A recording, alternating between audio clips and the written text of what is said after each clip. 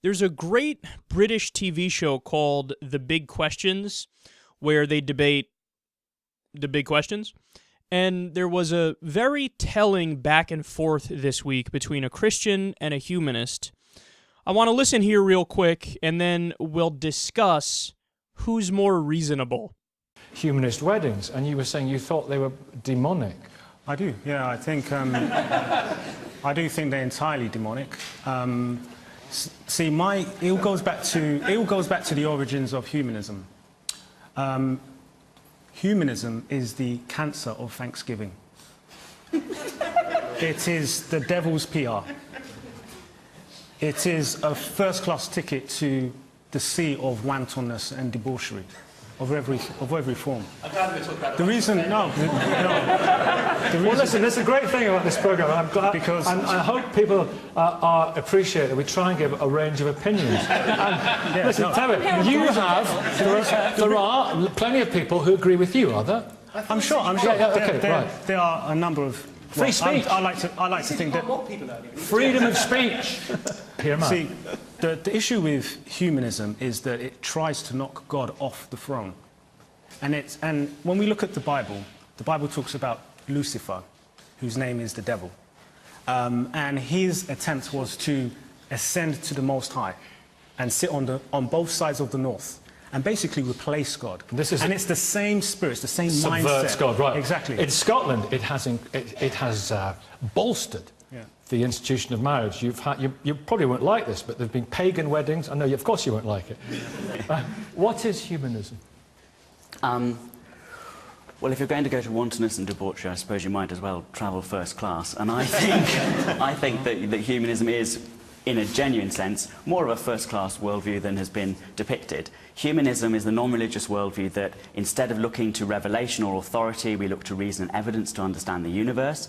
Instead of looking to moral rules that come from outside human beings, we look to other human beings to generate values in the here and now, and also to generate meaning in our life. Instead of looking externally for some meaning to give value and sanction to the existence that we're having, a humanist view is that men and women in the course of our lives create and sustain meaning together by giving our lives purpose and a sense of fulfillment. Now, I think that is a very satisfying worldview, a worldview that has made a massive contribution to human progress and achievement. It's a worldview that is held by a very large number of people in Britain, over a third in opinion polls, by many people. Do you think a lot of those people would not call themselves humanists? They don't know they're humanists. That's right. I think that's a very interesting point of view. I mean, about 40% of people in Britain share those attitudes and beliefs and values, but only about 5% of people call themselves humanists, which is about the same number as... Hold on a minute. I disagree. You can't disagree with a survey. A result of a survey is a result, so why don't you just...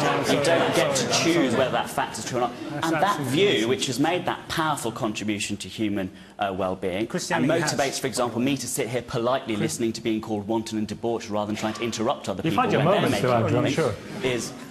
You know, not on a Sunday morning, is worthy of respect. Now, when it comes to areas of our public common life, like what we learn about in schools, it is right that we should learn about religions and respect other people's points of view, as I would always do and you would not.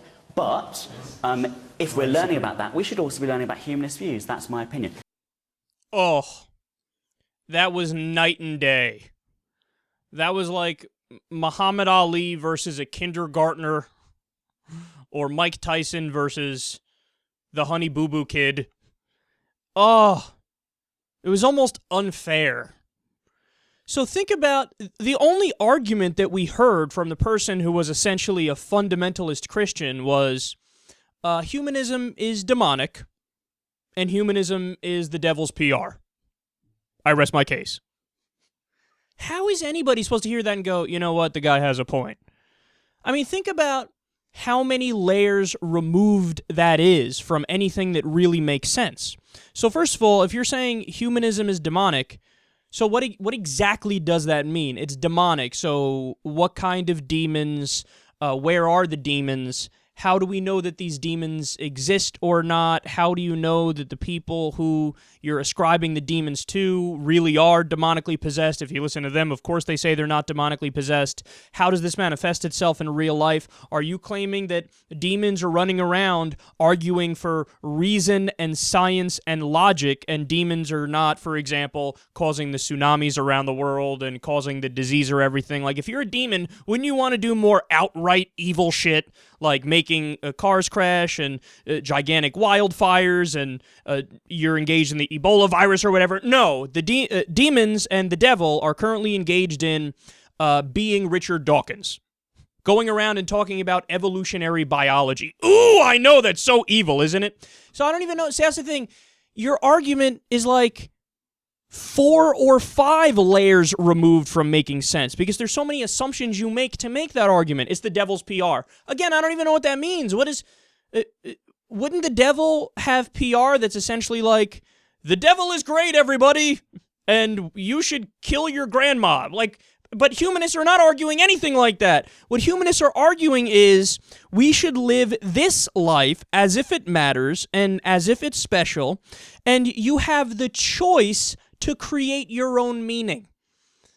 I mean, the idea that humanism or atheism leads to immorality and it leads to nihilism, nothing could be further from the truth, because if you're a humanist, what you're saying is, this may be my only chance at conscious life, so I value my time on this earth, and we're going to try to make this earth as close to the idea of a heaven as humanly possible. Let's make people happy. Let's make sure people are fed. Let's make sure people have their basic necessities met. Let's do charity. Let's set up systems that are fair and kind and just. Let's have our own passions in our life, whether it's art or sports or anything.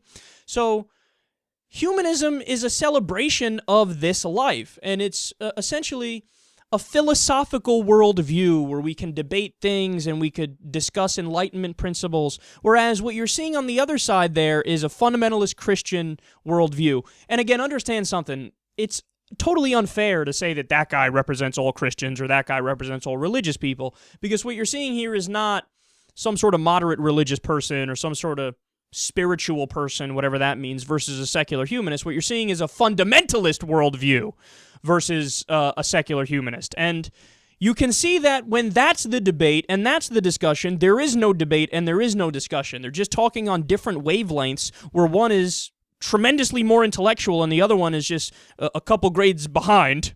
And even if we were to have, this is the final point I'll make here, even if we did have what is essentially a moderate Christian or a moderate Muslim versus a secular humanist in that conversation, there would still be a pretty big gap between the different conversations that they're having, because the humanist would say everything you just heard right there, they'd make the same argument, and the moderate religious person would have to come out there and argue, well, you know, my book is a metaphor and it's a good book, and yes, there are fairy tales in it, but the certain parts you'd ignore and other parts you can accept, because some parts are good and other parts are bad, but it's a metaphor, even though I do believe the one part of the book that says that 3 people were one person and there was the resurrection and then the flying bodily to heaven, so that part is true, but the Noah part isn't really true because I'm moderate, I can't say that part's true. And like, yeah, just totally be a good person. So the argument from a moderate religious person would be everything the secular humanist said, plus a little bit of bullshit sprinkled on top, just less bullshit than the fundamentalist person. So I leave it to you. Which side do you want to be on?